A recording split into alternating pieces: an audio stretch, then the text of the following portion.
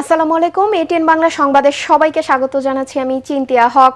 শুরুতেই বিআরবি কেবল সংবাদ শিরোনাম। আন্তর্জাতিক নানা উদ্যোগেও ৯ বছরে রোহিঙ্গা প্রত্যাবাসন সম্ভব হয়নি। ইইউর উদ্বেগ, আসছে জাতিসংঘ সাধারণ অধিবেশনে গুরুত্ব পাবে ইস্যুটি, জানালেন শামা ওবায়েদ। পররাষ্ট্রমন্ত্রী ও প্রতিমন্ত্রীর সাথে মার্কিন রাষ্ট্রদূতের আকস্মিক বৈঠক। ব্রিটিশ নাগরিকত্ব ছেড়েছেন হুমায়ুন কবির, শপথ নিয়েছেন সংবিধান মেনেই, দাবি আইনমন্ত্রীর। প্রত্যর্পণ ইস্যুতে ভারত আদালতে গেলে বিপদে পড়বেন শেখ হাসিনা, মন্তব্য তথ্যমন্ত্রীর। সব পলাতক আসামিকে ফেরত চায় বাংলাদেশ।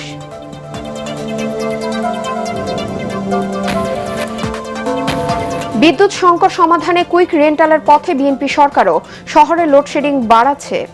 স্থবির শিল্পের চাকা, গ্যাস ও বিদ্যুৎ বিভ্রাটে দিশাহারা ব্যবসায়ীরা। জ্বালানি নিত্যপণ্য আইন শৃঙ্খলার উন্নয়ন সহ ৬ দাবিতে আগামী ৫ সেপ্টেম্বর ১১ দলীয় ঐক্যের ঢাকা চট্টগ্রাম লং মার্চ। শাপলা চত্বর থেকে শুরু, শেষ হবে লাল দিঘি ময়দানে। এবং মনোনয়ন পেলেই জয় নিশ্চিতের সংস্কৃতি আর থাকছে না, জানালেন কমিশনার মোহাম্মদ সানাউল্লাহ। গ্রহণযোগ্য ও অংশগ্রহণমূলক নির্বাচন আয়োজনে কাজ করছে ইসি।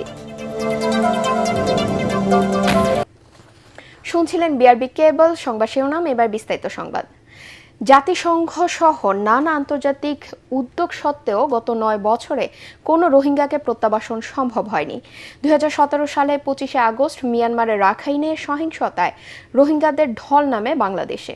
এরপর কক্সবাজার, উখিয়া, টেকনাফে বিশ্বের সবচেয়ে বড় শরণার্থী শিবিরের ৩৩টি ক্যাম্পে কয়েক দফায় আশ্রয় নেয় ১২ লাখেরও বেশি উদ্বাস্তু। জাতিসংঘ মহাসচিব বাংলাদেশে আসলেও রোহিঙ্গাদের প্রত্যাবাসনে কোনো সমাধান হয়নি। কক্সবাজার প্রতিনিধি মোয়াজ্জেম হোসেন শাকিলের পাঠানো তথ্যচিত্রে আরো জানাচ্ছেন তৌহিদুর রহমান নিশান। ২০১৭ সালে মিয়ানমারের রাখাইনে জাতিগত নিধনের শিকার হয়ে রোহিঙ্গাদের ভয়াবহ ঢল নামে বাংলাদেশের উখিয়া ও টেকনাফে। একই পরিস্থিতি চলতে থাকে পরের বছরও। ২০২৫ সালে আবারও প্রায় ১.৫ লাখ রোহিঙ্গার অনুপ্রবেশ ঘটে। সব মিলিয়ে রোহিঙ্গা ক্যাম্পগুলোতে বসবাস করছে ১২ লাখেরও বেশি রোহিঙ্গা। তবে নাগরিকত্ব, নিরাপত্তা, নিজস্ব ভূমি ও অধিকার নিশ্চিত হলে মিয়ানমারে ফিরতে চান তারা। বাংলাদেশের মিয়ানমার আর সাত নয় আর দেশের মাঝে আরা যাইবল্লা স্যার আরে দেশ দইলে আর সেফটি সিকিউরিটি ডিগনিটি ইন্ডো যদি দেশ দইলে আর দেশের মাঝে আরা যাই। রোহিঙ্গা প্রত্যাবাসন বিলম্বিত হওয়ায় ক্যাম্পে দিন দিন বেড়ে চলেছে মাদক, অপহরণ, চাঁদাবাজি ও খুনের ঘটনা। দীর্ঘদিন রোহিঙ্গাদের অবস্থানের কারণে স্থানীয়দের জীবন জীবিকা, পরিবেশ ও নিরাপত্তাতেও প্রভাব পড়ছে বলে দাবি স্থানীয় জনপ্রতিনিধিদের। এখানে আইন শৃঙ্খলার মারাত্মক একটা অবনতি হয়েছে। এখানে মাদকের ছড়াছড়ি, অপহরণ, শিক্ষার উপর আরেকটা বিশাল প্রভাব পড়েছে। দ্রুত প্রত্যাবাসন না হলে স্থানীয় ও রোহিঙ্গাদের মধ্যে সংঘাত আরও বাড়তে পারে বলে আশঙ্কা করছেন সংশ্লিষ্টরা। আজকে বাংলাদেশে এখন ১২ লক্ষের অধিক রোহিঙ্গা বসবাস করছে। প্রত্যেকেই তাদের দেশে ফেরত যেতে চায়। মিয়ানমার যত তাড়াতাড়ি ফেরত নেয়ার প্রস্তুতি গ্রহণ করতে পারবে, পরিস্থিতি তৈরি করতে পারে, ততই সবার জন্য মঙ্গলজনক। দীর্ঘ ৯ বছরেও প্রত্যাবাসনের সুনির্দিষ্ট পথ খোলা না থাকায় উদ্বেগ বাড়ছে স্থানীয় ও রোহিঙ্গাদের মাঝে। তাই আন্তর্জাতিক সম্প্রদায়ের কার্যকর উদ্যোগের মাধ্যমে দ্রুত রোহিঙ্গা প্রত্যাবাসনের দাবি সচেতন মহলের। Bureau report, ATN Bangla. ৯ বছরেও রোহিঙ্গা প্রত্যাবাসন শুরু না হওয়ায় উদ্বেগ জানিয়েছে ইউরোপীয় ইউনিয়নের রাষ্ট্রদূত মাইকেল মিলার। বলেন, এখনও মিয়ানমারের রাখাইনের রোহিঙ্গা শরণার্থীদের নিরাপদ প্রত্যাবাসনের পরিবেশ তৈরি হয়নি। তবে সম্মানজনক প্রত্যাবাসন জরুরি। ঢাকা বিশ্ববিদ্যালয়ের সেন্টার ফর গভর্নেন্স স্টাডিজের এক অনুষ্ঠানে এসব কথা বলেন তিনি। এদিকে আগামী বছরের মধ্যে রোহিঙ্গা সংকট সমাধানে উল্লেখযোগ্য সাফল্য পাওয়া যাবে বলে আশা করছেন পররাষ্ট্র প্রতিমন্ত্রী শামা ওবায়েদ। সাজ্জাদ জাহানের রিপোর্ট। নিরাপত্তা, মানবাধিকার আর প্রত্যাবাসনের অনিশ্চয়তায় থমকে আছে রোহিঙ্গা সংকট। মিয়ানমারের রাখাইন প্রদেশে জাতিগত সংঘাতের কারণে বাংলাদেশে আশ্রয় নেয়ার ৯ বছর পার হলেও এখনও ফেরত পাঠানো যায়নি একজন রোহিঙ্গাকেও। সরকার, প্রতিবেশী রাষ্ট্র ও আন্তর্জাতিক মহলের নানা আশ্বাস মিললেও কোনো অগ্রগতি নেই রোহিঙ্গা প্রত্যাবাসনের প্রক্রিয়ায়। একদিকে বিভিন্ন অপরাধের সাথে জড়িয়ে পড়ছে রোহিঙ্গারা, অন্যদিকে স্থানীয় পরিবেশের ওপর পড়ছে নেতিবাচক প্রভাব। ঢাকা বিশ্ববিদ্যালয়ে সেন্টার ফর গভর্নেন্স স্টাডিজ আয়োজিত মিট দ্য অ্যাম্বাসেডর অনুষ্ঠানে যোগ দিয়ে রোহিঙ্গা প্রত্যাবাসন প্রক্রিয়া এখনও শুরু না হওয়ায় উদ্বেগ প্রকাশ করেন ইউরোপীয় ইউনিয়নের রাষ্ট্রদূত Michael Miller. Still on the issue of the Rohingya crisis, what we support is a voluntary, safe, dignified and sustainable return of the refugees to Myanmar. But we recognise the burden that Bangladesh bears and we recognise the need for sustained international attention and responsibility. শুধু GSP plus নয়, ইউরোপীয় ইউনিয়নের সাথে বাংলাদেশের উচ্চবিলাসী বাণিজ্যিক সম্পর্ক গড়ে তোলার আহ্বান জানান রাষ্ট্রদূত। এদিকে নিজ দপ্তরে পররাষ্ট্র প্রতিমন্ত্রী শামা ওবায়েদ জানান, রোহিঙ্গা ইস্যুতে জাতিসংঘ সহ আন্তর্জাতিক সম্প্রদায়ের সমর্থন আদায়ে কাজ করছে সরকার। 10 বছর পরে আনফরচুনেটলি আমাদের রোহিঙ্গা ক্রাইসিসটা আরো ঘনীভূত হয়েছে। এখন জাতিসংঘ সহ অন্যান্য যারা স্টেক হোল্ডার আছে তাদেরকে আরো বেশি আমরা যদি যুক্ত করতে পারি, অ্যাটলিস্ট আগামী 1 বছর আমরা এই সক্ষমতাটাকে একটু ভালো মতো ব্যবহার করতে পারবো। দলমত নির্বিশেষে সকল নাগরিকের অধিকার সুরক্ষায় সরকার কাজ করছে বলেও জানান পররাষ্ট্র প্রতিমন্ত্রী। সাজ্জাদ জাহান, এটিএন বাংলা, ঢাকা। পররাষ্ট্রমন্ত্রী ডক্টর খলিলুর রহমান এবং প্রতিমন্ত্রী হুমায়ুন কবিরের সাথে বৈঠক করেছেন ঢাকায় নিযুক্ত মার্কিন রাষ্ট্রদূত ব্রেন্ট ক্রিস্টেনসেন। পূর্ব ঘোষণা ছাড়াই রাষ্ট্রীয় অতিথি ভবন পদ্মায় মঙ্গলবার বেলা 12টায় দুই পক্ষের এই বৈঠক অনুষ্ঠিত হয়। 1 ঘণ্টারও বেশি সময় ধরে চলে রুদ্ধতার বৈঠকটি। এতে আলোচ্য বিষয় নিয়ে দুই পক্ষের কেউই গণমাধ্যমের সামনে মুখ খোলেননি। এমনকি পররাষ্ট্র মন্ত্রণালয় থেকেও কোনো বিবৃতি দেওয়া হয়নি। তবে বিভিন্ন সূত্র বলছে বৈঠকে ওয়াশিংটন ঢাকা দ্বিপাক্ষীয় সম্পর্ক, জ্বালানি নিরাপত্তা, ব্যবসা বাণিজ্য, আঞ্চলিক বিভিন্ন জোট এবং ভূ রাজনীতির মতো গুরুত্বপূর্ণ বিষয়ে বিস্তারিত আলোচনা হয়।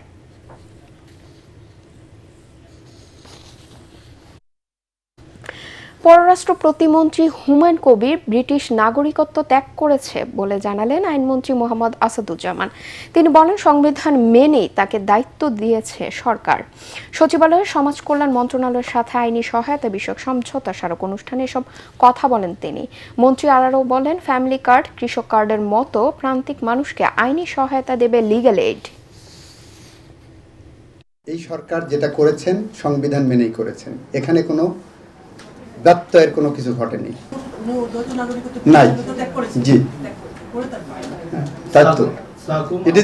এটাকে আপনি যদি আইনি ভাষায় বলেন, এটাকে বলে ডিমিং ক্লজ। যখন শপথ দেওয়া হয়েছে আমরা সাংবিধানিকভাবে দিয়েছি। নবনির্বাচিত রাষ্ট্রপতি মির্জা ফখরুল ইসলাম আলমগীরের সাথে সৌজন্য সাক্ষাৎ করেছেন 3 বাহিনীর প্রধান। বঙ্গভবনে রাষ্ট্রপতির সাথে সাক্ষাৎ করেন সেনাবাহিনী প্রধান জেনারেল ওয়াকারুজ্জামান, নৌবাহিনী প্রধান অ্যাডমিরাল খন্দকার মিসবাউল আজিম এবং বিমান বাহিনী প্রধান air chief marshal Hasan Mahmud Khan. সাক্ষাৎকালে বাহিনী প্রধানরা রাষ্ট্রপতির দায়িত্বভার গ্রহণ করায় মির্জা ফখরুল ইসলাম আলমগীরকে অভিনন্দন ও শুভকামনা জানান। তারা স্ব বাহিনীর বিভিন্ন কার্যক্রম সম্পর্কে রাষ্ট্রপতিকে অবহিত করেন এবং দায়িত্ব পালনে সশস্ত্র বাহিনীর সর্বাধিনায়ক হিসেবে রাষ্ট্রপতির দিক নির্দেশনা ও সহযোগিতা কামনা করেন। রাষ্ট্রপতি মির্জা ফখরুল ইসলাম আলমগীর সশস্ত্র বাহিনীর কার্যক্রমে সন্তোষ প্রকাশ করে বলেন, বর্তমান সরকার সশস্ত্র বাহিনীকে একটি আধুনিক চতুর্মাত্রিক বাহিনী হিসেবে গড়ে তুলতে কাজ করে যাচ্ছে। রাষ্ট্রপতি তার দায়িত্ব পালনকালে বাহিনীর সদস্যদের পেশাগত দক্ষতা বৃদ্ধির পাশাপাশি সশস্ত্র বাহিনীর সার্বিক উন্নয়নে সর্বোচ্চ সহযোগিতা অব্যাহত থাকবে বলে আশ্বস্ত করেন।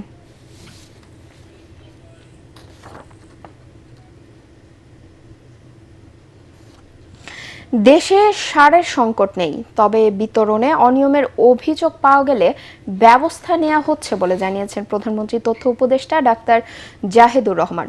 বলেন, গ্যাস সরবরাহ পুরোপুরি স্বাভাবিক হতে সময় লাগবে। এই অবস্থায় জ্বালানি কিনতে ভর্তুকি বাড়ানোর চেয়ে লোডশেডিংকেই সঠিক মনে করছে সরকার। প্রশ্নের জবাবে তথ্যমন্ত্রী আন্দালিব রহমান পার্থ বলেন, প্রত্যর্পণ ইস্যুতে ভারত আদালতে দ্বারস্থ হলে সাবেক প্রধানমন্ত্রী শেখ হাসিনার জন্য সুখকর হবে না। রিপোর্টে জানাচ্ছেন মাহবুব কবির চপল।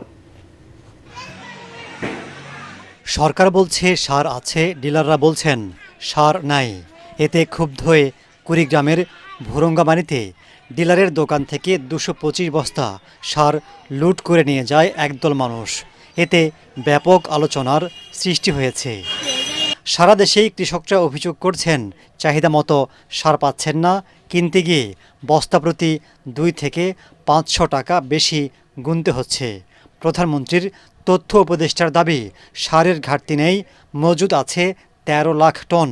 কেন সংকট হচ্ছে তা খতিয়ে দেখছে সরকার। সারের মজুদ নিয়ে কোনো সমস্যা নেই, কিছুটা সমস্যা বিতরণে আছে এবং আপনারা এটুকু সংবাদ মাধ্যমের কর্মীরা জানেন, সরকার বিতরণ ব্যবস্থায় কিছু পরিবর্তন আনতে যাচ্ছে। কোনো ডিলার তার প্রতি অ্যালটেড যে পরিমাণ সার আছে সেটা তারা উত্তোলন করছেন না।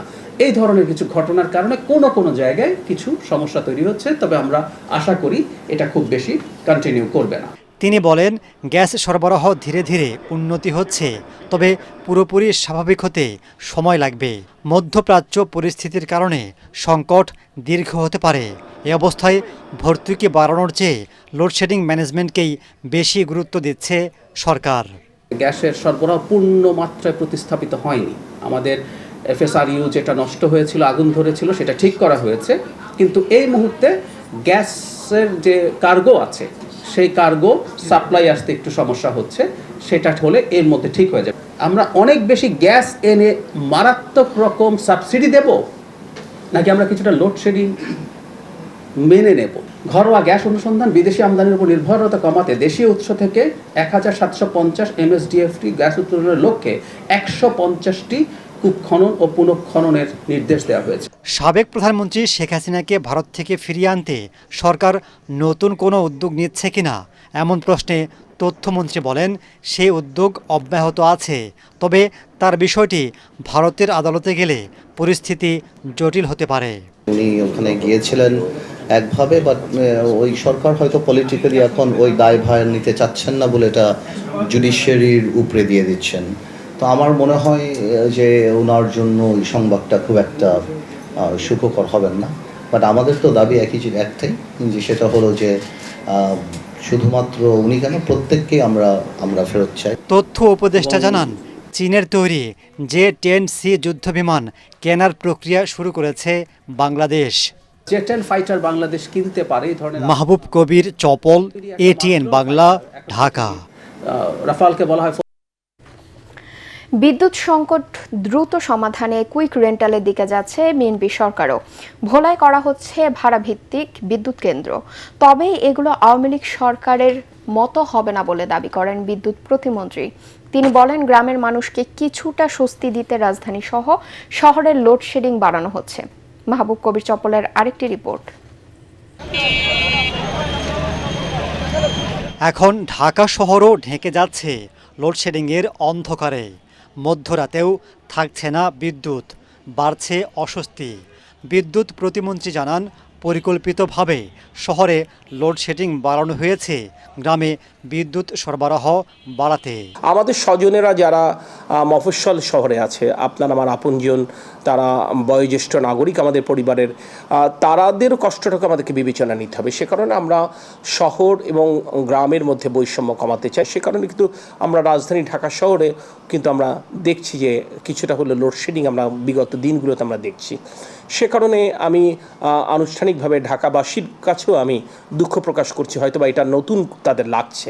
দেশে 137টি বিদ্যুৎ কেন্দ্রের 33,000 মেগাওয়াট বিদ্যুৎ উৎপাদন ক্ষমতা থাকলেও জ্বালানি সংকটে তা করা যাচ্ছে না। বেশি দাম দিয়েও পর্যাপ্ত বিদ্যুৎ পাচ্ছেন না 5 কোটি গ্রাহক। এ অবস্থায় ভোলায় কুইক রেন্টাল বিদ্যুৎ কেন্দ্র স্থাপনের সিদ্ধান্ত নিয়েছে সরকার। সেখানকার গ্যাস দিয়ে উৎপাদন করা হবে 100 মেগাওয়াট বিদ্যুৎ। এই মুহূর্তে আপনি লোডশেডিং থেকে মুক্তি চাচ্ছেন, তো লোডশেডিং থেকে মুক্তি চাইতে গেলে আমি তো তাৎক্ষণিক একটি সমাধান সূত্র আমাকে খুঁজতেই হচ্ছে। তো সেক্ষেত্রে আমাকে একটা স্কিড মাউন্টেন একটা অপশন আমার কাছে আছে, সেই অপশনটা আমি অ্যাভেল করবার চেষ্টা করছি। কুইক রেন্টাল পাওয়ার প্ল্যান্ট এইসব বিদ্যুৎ কেন্দ্র স্থাপনের ক্ষেত্রে ইনডেমনিটি আইন তৈরি করে নজিরবিহীন দুর্নীতি লুটপাট হয়েছে। এই অল্প সময়ের মধ্যে 4300 মেগাওয়াট পর্যন্ত বিদ্যুৎ উৎপাদন আমরা বাড়িয়েছিলাম। আওয়ামী লীগের কুইক রেন্টাল বিদ্যুৎ কেন্দ্র নিয়ে ব্যাপক সমালোচনা করেছিল বিএনপি। 3-4 বছরের কথা বলে 17 বছর সেগুলো বসিয়ে রেখে হাজার হাজার কোটি টাকা ভাড়া দেওয়া হয়। এই সরকার আবার সে ধরনের কেন্দ্র কেন করতে যাচ্ছে এর ব্যাখ্যা দেন বিদ্যুৎ প্রতিমন্ত্রী। No. For the time being, it's very simply for the time being. Awami League খুব ক্ষণিকের জন্য কথাটি বলে এটা দীর্ঘমেয়াদী একটি ব্যবস্থা দিয়েছিল। আপনি নিশ্চিত থাকতে পারেন এই সরকার সেটি করবে না ইনশাল্লাহ। আপনি দেখবেন everything would be open, everything would be transparent. বাস্তবতাটা হচ্ছে যে আপনি একদিকে বলছেন আপনি লোডশেডিংয়ে কষ্ট পাচ্ছেন, আপনি তাৎক্ষণিক একটি সমাধান চাচ্ছেন, আবার আপনি সমালোচনাও করছেন। বিদ্যুৎ প্রতিমন্ত্রী জানান, বিদ্যুৎ সংকটের সমাধানে দীর্ঘমেয়াদী পদক্ষেপ নিচ্ছে সরকার। মাহবুব কবির, চপল, ATN বাংলা, ঢাকা। গ্যাস বিদ্যুৎ সংকটে থমকে যেতে বসেছে বন্দরনগরী নারায়ণগঞ্জের শিল্পের চাকা। গ্যাসের চাপ না থাকায় কারখানায় উৎপাদন নেমে এসেছে অর্ধেকে। একদিকে গ্যাস সংকট, অন্যদিকে ঘন ঘন বিদ্যুৎ বিভ্রান্তে দিশেহারা ব্যবসায়ীরা।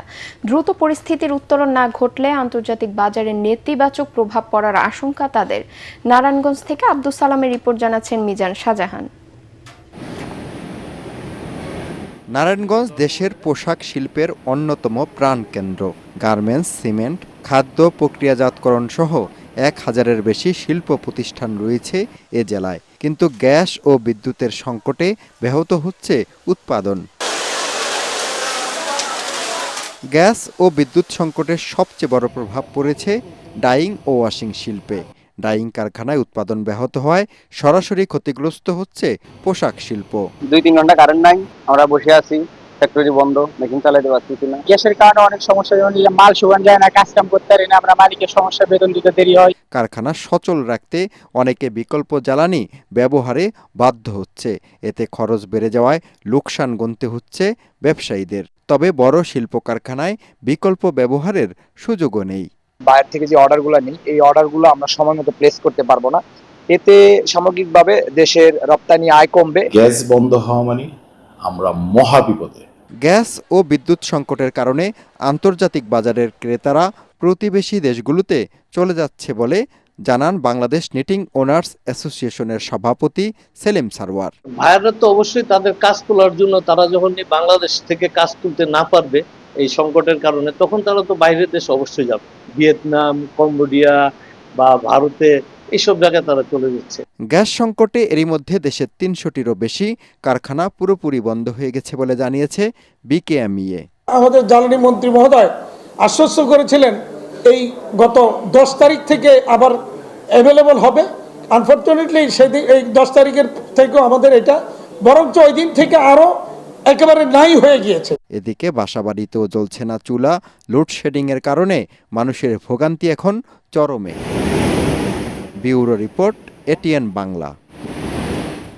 কক্সবাজারের টেকনাফের সাবেক পৌর কাউন্সিলর একরামুল হক হত্যার মানবতাবিরোধী অপরাধের মামলায় সেনা হেফাজতে থাকা ব্রিগেডিয়ার জেনারেল মিফতা উদ্দিন আহমেদ ও সাবেক সংসদ সদস্য আব্দুর রহমান বদি সহ 4 জনকে কারাগারে পাঠানোর নির্দেশ দিয়েছে আন্তর্জাতিক অপরাধ ট্রাইব্যুনাল।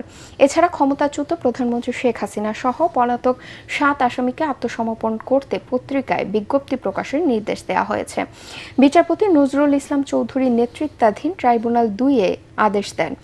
মঙ্গলবার সকালে তাদের ট্রাইব্যুনালে হাজির করা হয়। এর আগে 2018 সালে মাদক বিরোধী অভিযানের নামে কক্সবাজারের টেকনাফ পৌরসভার কাউন্সিলর একরামুল হক হত্যার ঘটনায় শেখ হাসিনা সহ 11 জনের বিরুদ্ধে আনুষ্ঠানিক অভিযোগ আমলে নেয় ট্রাইব্যুনাল। সেই সাথে পলাতক আসামিদের বিরুদ্ধে গ্রেফতারি পরোয়ানা এবং গ্রেফতার থাকা 3 জনকে হাজিরের নির্দেশ দেন ট্রাইব্যুনাল।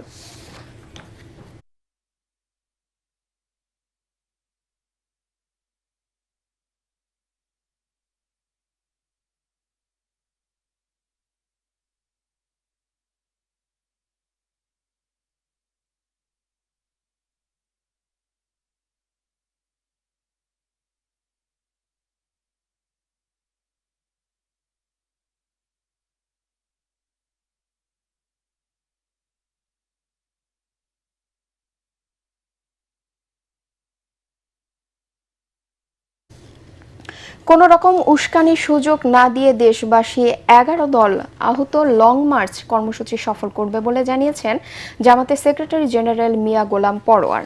বলেন, গণভোটের রায় বাস্তবায়ন, জুলাই গণহত্যার বিচার, জ্বালানি ও সার সংকট নিরসন, নিত্য প্রয়োজনীয় দ্রব্যের মূল্যের নিয়ন্ত্রণ, আইন শৃঙ্খলা পরিস্থিতির উন্নয়ন এবং প্রশাসনের সর্বস্তরে দলীয়করণ বন্ধ সহ 6টি দাবিতে আগামী 5 September Dhaka Chattogram long march করবে 11 দলীয় ঐক্য। পূর্ব নির্ধারিত লং মার্চ কর্মসূচি সফল করতে 11 দলের শরিক হিসেবে জামাতের প্রস্তুতি জানাতে কেন্দ্রীয় কার্যালয়ের সামনে সংবাদ সম্মেলনে তিনি এসব কথা বলেন। লং মার্চ সফলে বিভিন্ন কমিটি ও উপকমিটি গঠন করা হয়েছে জানিয়ে পরোয়ার বলেন, ইতোমধ্যে প্রশাসনিক যোগাযোগ সহ বিভাগীয় সকল দায়িত্ব বন্টন করা হয়েছে। সংসদে বিরোধী দলীয় নেতা শফিকুর রহমান ও 11 দলীয় ঐক্যের শীর্ষ নেতাদের নেতৃত্বে 5 সেপ্টেম্বর সকালে রাজধানীর শাপলা চত্বর থেকে শুরু হয়ে চট্টগ্রামের ঐতিহাসিক লাল দিঘি ময়দানে গিয়ে লং মার্চটি শেষ হবে। যাওয়ার পথে ঢাকা চট্টগ্রাম মহাসড়কের বিভিন্ন গুরুত্বপূর্ণ স্থানে পথসভা অনুষ্ঠিত হবে বলেও জানান গোলাম পরোয়ার। প্রথম হচ্ছে গণভোটের গণরায় বাস্তবায়ন, এটা আমাদের প্রথম দাবি। 2 হচ্ছে জুলাই গণহত্যার বিচার। 3 হলো বিদ্যুৎ, তেল, গ্যাস ও দেশে বিরাজমান সার সংকট নিরসন, এটা আমাদের এই লং মার্চের দাবি। 4র্থ, নিত্য প্রয়োজনীয় দ্রব্যমূল্যের ঊর্ধ্বগতি রোধ করা। 5ম, ভেঙে পড়া অবনতিশীল আইন শৃঙ্খলা পরিস্থিতির উন্নয়ন করা। নির্বাচনে মনোনয়ন পেলেই জয় নিশ্চিত, এমন সংস্কৃতি আর থাকবে না বলে মন্তব্য করেছেন নির্বাচন commissioner brigadier general Abul Fazal Mohammad Sanaullah. তিনি বলেন, নির্বাচনে প্রার্থীকে জনগণের ভোট পেয়েই বিজয়ী হতে হবে। রাজধানীর একটি হোটেলে AFED আয়োজিত নির্বাচন পর্যবেক্ষণ প্রতিবেদন উপস্থাপন অনুষ্ঠানে তিনি এসব কথা বলেন। নির্বাচন কমিশনার সানাউল্লাহ বলেন, কোনো কারণে গত সংসদ নির্বাচন অনন্য হয়ে থাকলে তার অন্যতম কারণ ছিল নির্বাচনী সহিংসতা কম থাকা। রাজনৈতিক দলগুলোর সহযোগিতার কারণেই এটি সম্ভব হয়েছে। তিনি বলেন, শুধু দলীয় মনোনয়ন পাওয়া কোনো প্রার্থীর জয় নিশ্চিত করবে না। ভোটারদের সমর্থন ও ভোটের মাধ্যমে নির্বাচনে বিজয়ী হতে হবে। এই ক্ষেত্রে অতীতের প্রচলিত সংস্কৃতি থেকে বেরিয়ে আসার উপর গুরুত্ব দেন তিনি। নির্বাচন কমিশন একটি গ্রহণযোগ্য ও অংশগ্রহণমূলক নির্বাচন আয়োজনের লক্ষ্যে কাজ করছে বলেও জানান এই নির্বাচন commissioner.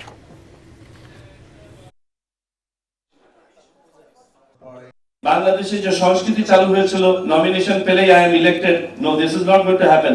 Election will be transparent, free and fair, এটা আমরা নিশ্চিত করবো ইনশাআল্লাহ। সো জনগণের ভোট পেয়েই নির্বাচিত হতে হবে, ভোট পেয়েই প্রার্থীদেরকে নির্বাচিত হবে, এটা যেন বদ্ধমূল হয়ে যায় সবার মাঝে। দলের ভাবমূর্তি ক্ষুণ্ণ হয় এমন কাজ থেকে বিএনপি নেতাকর্মীদের বিরত থাকার আহ্বান জানিয়েছেন রেল প্রতিমন্ত্রী হাবিবুর রশিদ হাবিব। অন্যথায় গোয়েন্দা তথ্য অনুযায়ী তাদের বিরুদ্ধে আইন অনুযায়ী ব্যবস্থা নেওয়া হবে বলে হুঁশিয়ারি দেন তিনি। রাজধানী খিলগাঁওয়ের সিপাহীবাগ বাইতুল হুদা জামে মসজিদ কমপ্লেক্সের নতুন ভবনের ভিত্তিপ্রস্তর স্থাপন অনুষ্ঠানে এসব কথা বলেন প্রতিমন্ত্রী। অপকর্মের সাথে জড়িত ব্যক্তিদের দায় সরকার ও দল নিবে না বলেও সতর্ক করেন তিনি। দেশের সকল মানুষের সেবা সমানভাবে নিশ্চিত করতে বর্তমান সরকার কাজ করছেন বলেও জানান হাবিবুর রশিদ। এলাকার যে কোনো ভালো কাজের সহযোগী হয়ে থাকবেন বলে প্রতিশ্রুতি দেন প্রতিমন্ত্রী। এ সময় মসজিদ ও মাদ্রাসার বিভিন্ন কার্যক্রম ঘুরে দেখান ঢাকা 9 আসনের সংসদ সদস্য প্রতিমন্ত্রী হাবিবুর রশিদ হাবিব। আইন শৃঙ্খলা বাহিনীকে সবসময় বলছি যে যারা মাদকের সাথে জড়িত তাদেরকে আপনি আইনের আওতায় আনেন। যারা দখলদার, চাঁদাবাজ, তাদেরকেও তাদের রাজনৈতিক পরিচয় না দেখে তাদেরকে আইনের আওতায় আনেন। কারণ যারা চাঁদাবাজ, সন্ত্রাসী, দখলদার, মাদক ব্যবসায়ী, তারা কখনোই এই দেশের জন্য, দলের জন্য, সমাজের জন্য তারা কখনোই ভালো লোক, ভালো মানুষ হতে পারে না। বাংলাদেশে নিযুক্ত নেদারল্যান্ডসের রাষ্ট্রদূত ইউরিস ভ্যান বোমেল মিন্টো রোডে বিরোধী দলীয় নেতা এবং জামাত ইসলামের আমির ডাক্তার শফিকুর রহমানের সঙ্গে সৌজন্য সাক্ষাৎ করেছেন। এই সময় তার সঙ্গে ছিলেন দূতাবাসের ফার্স্ট সেক্রেটারি জাওয়াত আজাউইউ ও senior political adviser Luban Chowdhury Masum. বৈঠকে বাংলাদেশের চলমান রাজনৈতিক পরিস্থিতি, গণতন্ত্র, মানবাধিকার পরিস্থিতি, দুদেশের পারস্পরিক সম্পর্ক এবং বাণিজ্যিক ও অর্থনৈতিক সহযোগিতার বিষয়ে খোলামেলা আলোচনা হয়। বিরোধী দলীয় নেতা এই সময় বাংলাদেশের অর্থনৈতিক উন্নয়ন, জলবায়ুজনিত চ্যালেঞ্জ মোকাবেলা এবং রোহিঙ্গা শরণার্থীদের সহযোগিতার নেদারল্যান্ডসের সরকারের নেয়া বিভিন্ন কর্মকাণ্ডের প্রশংসা করেন।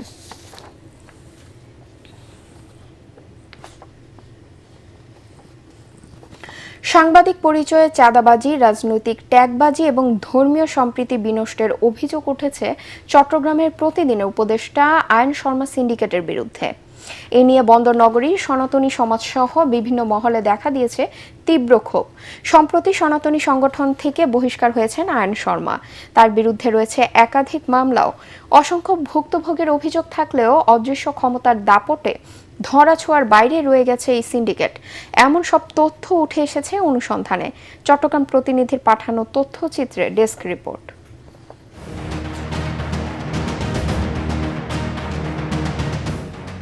ধর্মীয় ও সামাজিক সম্প্রীতির শহর চট্টগ্রাম, কিন্তু এই সম্প্রীতিতেই বিভাজনের বীজ বপনের অভিযোগ উঠেছে আয়ন শর্মার বিরুদ্ধে। 2024 সালে 26 নভেম্বর চট্টগ্রামে আইনজীবী সাইফুল ইসলাম আলিফ হত্যার দিন বিস্ফোরক এবং দাঙ্গা মামলা হয় আয়ন শর্মার বিরুদ্ধে। জুলাই হত্যা মামলা সহ রয়েছে চাঁদাবাজির অভিযোগ। সাংবাদিকতার আড়ালে সনাতনী সংগঠনগুলোর নেতাদের চরিত্র হনন ও সাম্প্রদায়িক বিভেদ তৈরির অভিযোগ উঠেছে আয়ন শর্মা সিন্ডিকেটের বিরুদ্ধে। সংগঠন বিরোধী কার্যকলাপ ও অপপ্রচারের দায়ে জন্মাষ্টমী উদযাপন পরিষদের কেন্দ্রীয় কার্যকরী সভাপতি পদ থেকে তাকে আজীবনের জন্য বহিষ্কার করা হয়েছে। যে চট্টগ্রামে এত সাংবাদিক আছে, আমরা কখনো তো এই ধরনের সাংবাদিক দেখিনি। একটা বুয়া নিউজ করছিল, তো নিউজটা করার পরের দিনেই আমার কাছে ওই একটা লোক পাঠাইছিল। লোক পাঠাই বলে যে ওনার কি নাকি বোস পোস্ট করছে, ওই নিউজটার জন্য $150 খরচ হয়েছে, ওই $150 দিয়ে দিলে উনি ওই ইয়াটা ডিলিট করে দিলেন। সাম্প্রদায়িক সম্প্রীতি বজায় রাখতে এবং রাষ্ট্রীয় বিরোধী ষড়যন্ত্র রুখে দিতে আমরা সনাতনী সমাজ আজ ঐক্যবদ্ধ। একজন চিহ্নিত চাঁদাবাজ, স্বীকৃত চাঁদাবাজ এবং ভুয়া সাংবাদিক আলিফ হত্যা মামলার আসামি হওয়ার সত্ত্বেও কেন তাকে এখনও আইনের আওতায় আনা গেল না? তার ক্ষমতার উৎস কোথায়? আপনাদের মাধ্যমে আমি প্রশাসনের কাছে আমার প্রশ্ন। অনুসন্ধানে আরও বেরিয়ে আসে রাজনৈতিক ও সামাজিক পরিচয়ের আড়ালে আয়ন শর্মার প্রতারণার দীর্ঘ ইতিহাস। নিজেকে ফ্যাসিস্ট আওয়ামী লীগ সাংস্কৃতিক লীগের কেন্দ্রীয় সাংগঠনিক সম্পাদক দাবি করলেও সময়ের পরিক্রমায় খোলস পাল্টাতে তার জুড়ি নেই।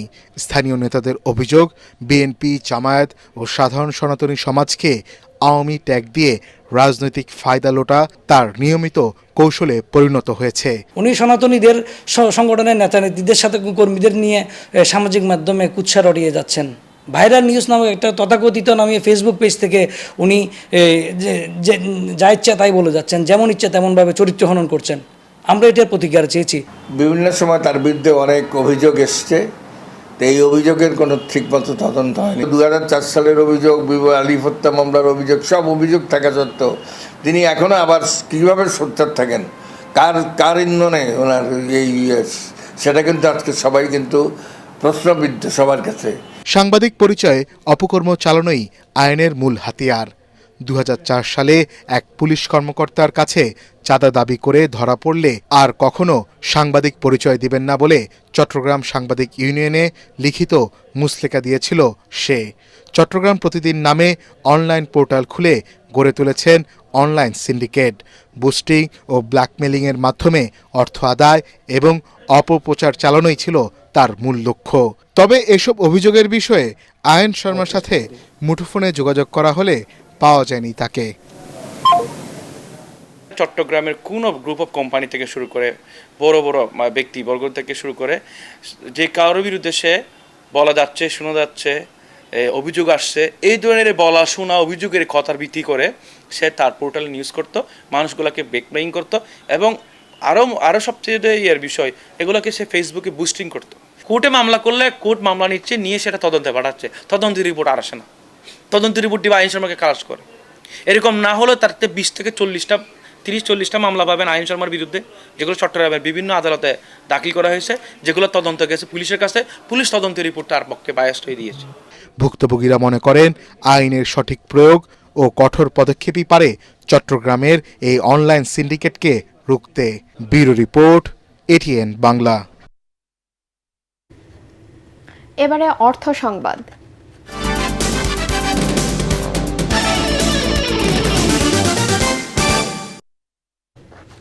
একসঙ্গে এগোবো, একসঙ্গে জিতবো, এই প্রতিবাদে কক্সবাজারে পেট্রোক্যাম এগ্রি কানেক্ট সেলস কনফারেন্স 2026 অনুষ্ঠিত হয়েছে।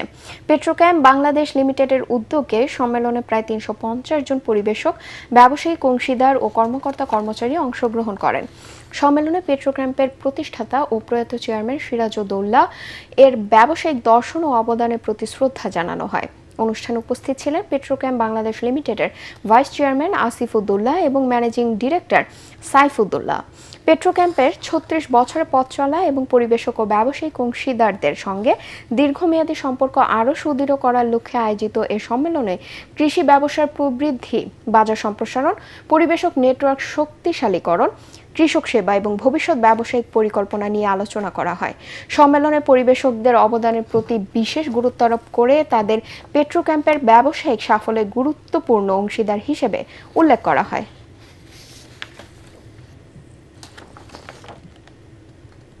এবারে আন্তর্জাতিক সংবাদ।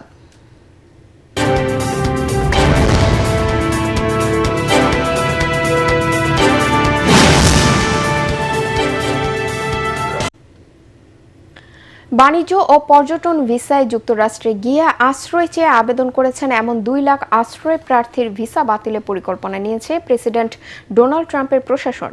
এ তথ্য জানিয়েছে মার্কিন সংবাদ মাধ্যম অ্যাসোসিয়েটেড প্রেস এপি। B1 ও B2 ভিসার আওতায় 2016 সাল থেকে 2026 সালের মধ্যে যারা যুক্তরাষ্ট্রে গিয়ে আশ্রয় চেয়ে আবেদন করেছেন তাদের মধ্য থেকে 2 লাখ আবেদনকারীর ভিসা বাতিলের সিদ্ধান্ত নেওয়া হয়েছে। যুক্তরাষ্ট্রের ইতিহাসে এককভাবে সবচেয়ে বড় ভিসা বাতিলের ঘটনা হবে এই পদক্ষেপ। তবে এই পরিকল্পনার বাস্তবায়ন শুরু হলে আইনি বাধার সম্মুখীন হওয়ার সম্ভাবনা রয়েছে বলে জানিয়েছেন বিশ্লেষকরা। এবার খেলার খবর।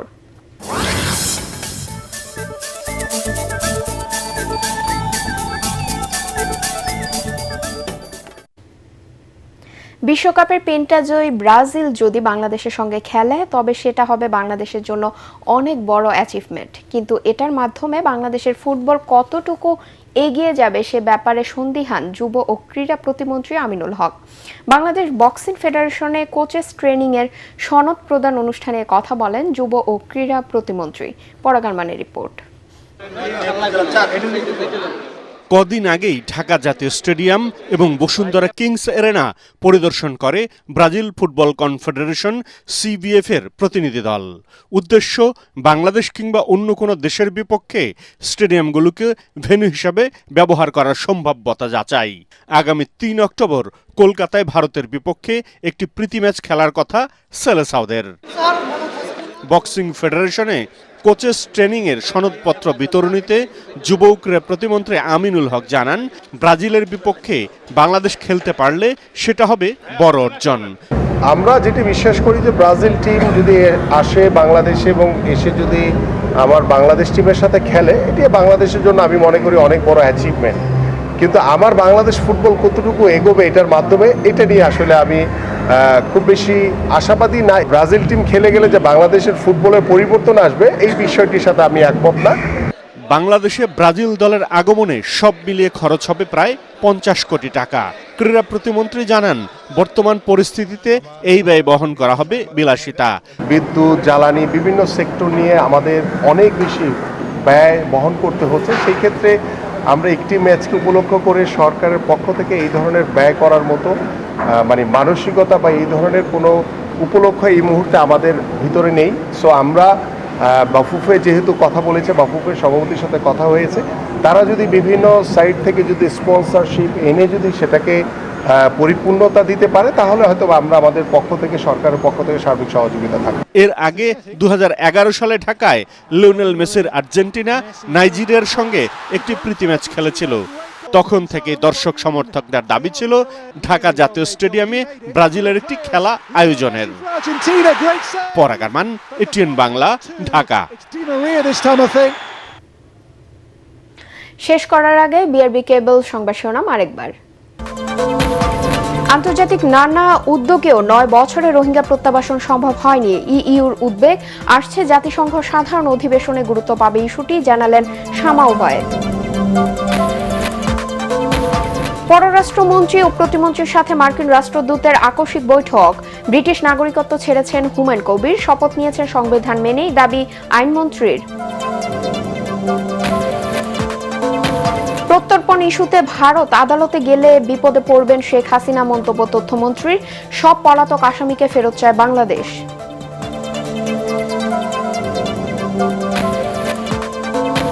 বিদ্যুৎ সংকট সমাধানে কুইক রেন্টালের পথে বিএনপি সরকারও। শহরে লোডশেডিং বাড়াচ্ছে, স্থবির শিল্পের চাকা, গ্যাস ও বিদ্যুৎ বিভ্রাটে দিশাহারা ব্যবসায়ীরা। জ্বালানি নিত্যপণ্য আইন শৃঙ্খলার উন্নয়ন সহ 6 দাবিতে আগামী 5 সেপ্টেম্বর 11 দলীয় ঐক্যের ঢাকা চট্টগ্রাম লং মার্চ। শাপলা চত্বর থেকে শুরু, শেষ হবে লাল দিঘি ময়দানে। এবং মনোনয়ন পেলেই জয় নিশ্চিতের সংস্কৃতি আর থাকছে না, জানালেন কমিশনার মোহাম্মদ সানাউল্লাহ। গ্রহণযোগ্য ও অংশগ্রহণমূলক নির্বাচন আয়োজনে কাজ করছে ইসি। পরবর্তী সংবাদ দেখার আমন্ত্রণ জানিয়ে এখনকার মতো শেষ করছি।